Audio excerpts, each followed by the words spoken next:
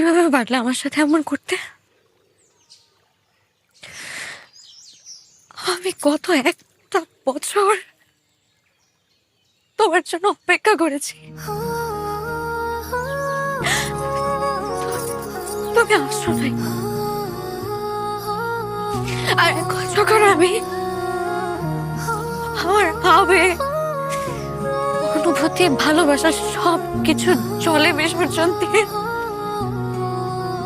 নিজেকে নতুন করে বুঝিয়েছি, গুছিয়েছি, তখন তুমি আমাকে, আমার পরিবারটা এক দিবসে শেষ করে দিলে। বিশ্বাস করো,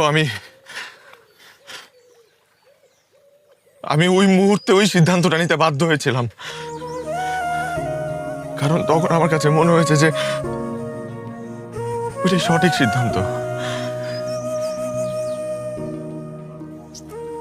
কিন্তু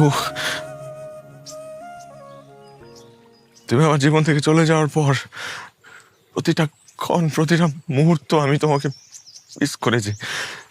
আমি রিয়েলাইজ করেছি আমি কতটা ভালোবাসি তোমাকে।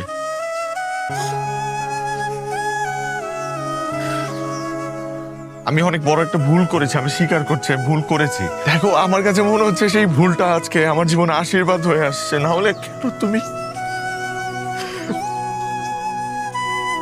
বিয়ের শাড়ি পরে আমার সামনে দাঁড়িয়ে থাকবে? সে তোমার বিয়ে হওয়ার কথা, তোমার অন্য একটা মানুষের